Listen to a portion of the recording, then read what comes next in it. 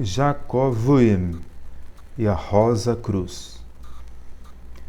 Jacob Wilhelm, que viveu de 1575 a 1624, era um teósofo alemão cuja vida criativa abarcou o período rosacrucianismo. Foi um místico cujo discernimento muito contribuiu para estabelecer uma interpretação espiritual da alquimia.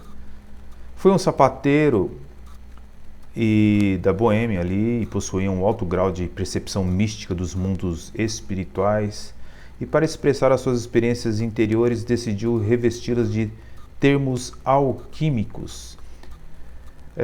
Na Alemanha teve uma profunda influência sobre ideias teológicas e esotéricas, também na França, particularmente entre o fim do século XVII e início do século XVIII. Contudo, o seu sistema esotérico-filosófico da teologia continua inspirando, infelizmente, muitos ainda nos dias atuais. Ele foi um protestante da Igreja Luterana, mas que se afastou da verdade bíblica. Ele tratou de ter uma interpretação livre da Bíblia e bem distante de Lutero, e declarou ter recebido visões de Deus que concedeu apenas aos humildes, declarando ter recuperado o uso da língua primordial perdida pelos homens por causa do pecado de Adão. Foi em alemão que ele transcreveu o que considerava ter sido falado a ele pelo próprio Espírito de Deus. Como vemos, se trata de um apóstata. A vida de Jacob Wilhelm foi altamente influenciada por dois pastores luteranos em Görlitz. O primeiro, Martin Müller, foi um homem notável, de vasto saber e de inclinações místicas, que organizou dentro de sua paróquia um pequeno grupo chamado Conventículo dos Reais Servos de Deus, que tinha ali naquela região como alguns membros. Parecia ser uma espécie de um grupo místico de meditação trabalhando no espírito da tradição mística cristã. E esse também pastor, apóstata da fé cristã, Müller, por meio de uma forte personalidade, foi capaz de dar continuidade a este grupo dentro da esfera ortodoxa luterana. Sob sua tutela, vemos também que Boehmicke adquiriu confiança em suas próprias percepções espirituais e com o tempo começou a escrever de início somente para o seu próprio aperfeiçoamento, e o seu primeiro volume, A Aurora Nascente, que foi completado em 1612. Cópias desta obra circularam sem a permissão de Wilhelm e afrontou o novo pastor de Görlitz, chamado Gregory Richter. Esse novo pastor de Görlitz, chamado Gregory Richter, que havia então substituído Müller. Este novo pastor era de uma disposição totalmente oposta a Müller, sendo limitado, ortodoxo e temeroso de qualquer coisa que não estava de acordo com os ensinamentos luteranos, o que é correto dentro da sua visão de cosmovisão cristã. Este pastor denunciou Wilhelm como um herético e incitou tamanha corrente de oposição na paróquia de Wilhelm, que foi temporariamente banido da cidade. Wilhelm teve que prometer parar de escrever e, de fato, nos 7 anos seguintes, trabalhou apenas internamente com suas percepções. Contudo, mais tarde entrou em um círculo de alquimistas paraceltianos, tendo como membro mais proeminente Balthasar Walter, que havia viajado muito, inclusive visitado a Grécia, Síria e Egito. Walter, que era médico do príncipe de Alcaide, tinha muitos contatos entre pessoas importantes, tanto assim que ele estava ativamente envolvido no movimento rosacruciano. No Tratado de Richard Buck, de 1901, vemos a atenção especial que foi dada à profundidade da iluminação espiritual de Wilhelm, que parecia revelar que Boulmy uma certa diferença, uma dualidade entre os seres humanos e Deus. Os escritos de Jacob Boulmy também tiveram alguma influência no movimento teosófico moderno da sociedade teosófica. Blavatsky e Jung escreveram sobre a filosofia de Boulmy. Também foi uma influência importante nas ideias de Frank Hahn, o fundador, em 1886, do ramo alemão da Sociedade Teosófica. Em seu livro, chamado Sobre a Eleição da Graça, Jacob Boulmy escreveu as problemáticas da liberdade e ele via também um problema da disseminação do calvinismo por onde ele passava. Germinando por vários anos, o insight levou a colocar os seus pensamentos no papel, a princípio para o seu próprio uso.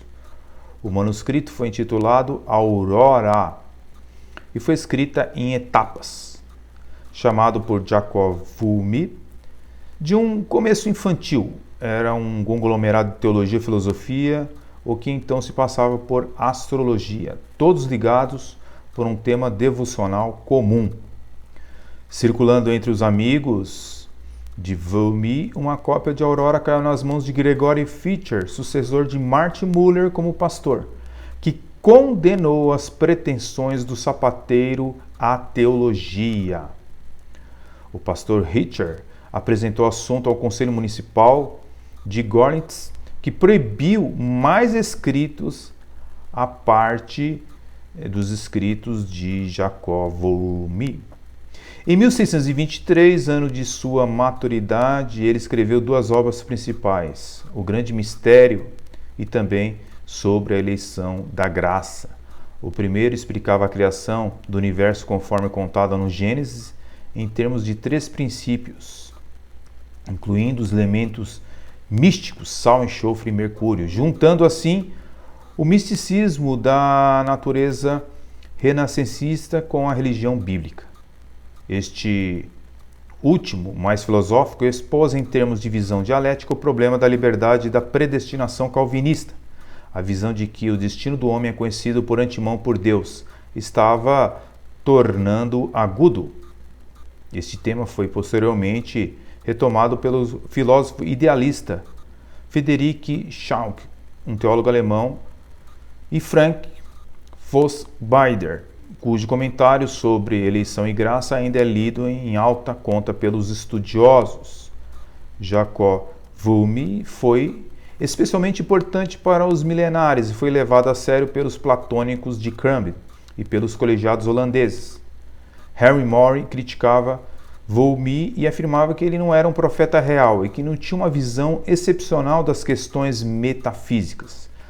No geral, embora seus escritos não tenham influenciado os debates políticos e religiosos na Inglaterra, sua influência pode ser vista em formas mais esotéricas, como na experimentação alquímica, especulação metafísica e complementação espiritual, bem como na literatura utópica e no desenvolvimento de neologismos. Engel chegou a dizer que Boulmy foi o primeiro filósofo alemão. O bispo dinamarquês Hans Landen Harthuizen publicou um livro sobre Boulmy. Boulmy acabou falecendo em 17 de novembro de 1624, mas morreu crendo totalmente no livre-arbítrio do homem, assim como toda seita e toda falsa religião. Já a Fraternidade Rosa Cruz foi fundada em 1911 e ela foi incumbida por um dos irmãos maiores da Ordem Rosa Cruz de tornar público parte de seus ensinamentos, que antes eram conhecidos e divulgados apenas num círculo fechado e de forma simbólica. Na pergunta 47 do livro da Rosa Cruz, Perguntas e Respostas, estabelece-se algum limite de tempo quanto à vida terrena antes de nascermos? Essa é uma pergunta 47. A resposta é: a lei de causa e efeito é o arbítrio que determinará como a vida terá que ser vivida. Por isso, podemos afirmar que a duração de uma vida terrena é determinada antes do nascimento físico, mas poderá ser abreviada se negligenciarmos certas oportunidades no caso de alguns poucos, quanto a vida foi plenamente vivida e proveitosa. E a pessoa esforçou-se totalmente para viver de acordo com as oportunidades que lhe foram dadas. Há a possibilidade de adicionar-se mais vida ao arquétipo. E a existência poderá ser prolongada, ou seja, o livre-arbítrio, no fim, decidirá a sua vida.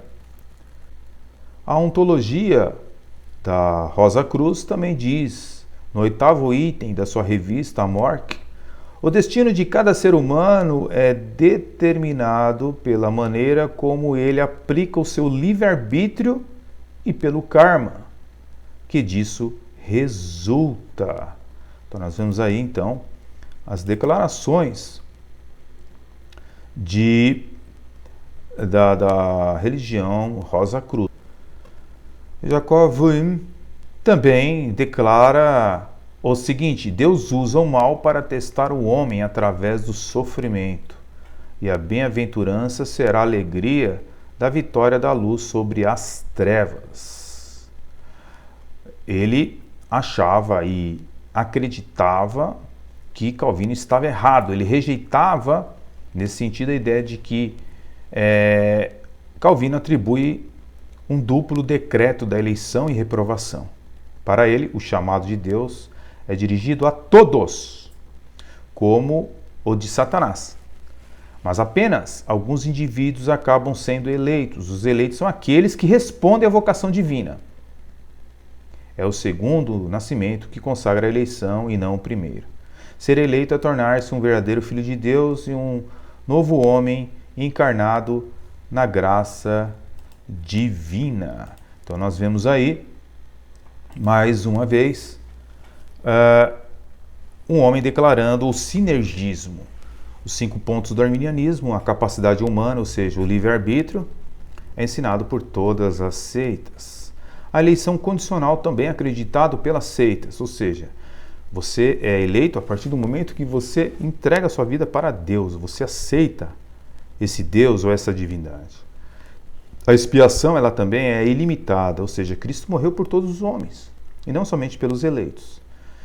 Existe, então, também, para as seitas, a graça resistível. Os homens podem resistir a esta graça e não serem salvos. Ou seja, assim como esse líder de seita acredita nos pontos, né? Ele acredita também nos pontos arminianos, assim como o decair da graça, né? Que os homens podem decidir, no final das contas, o seu destino. Mais uma vez, então, percebemos que o mundo das seitas é o mundo sinergístico. Fique na paz, Deus abençoe a todos e até o próximo estudo.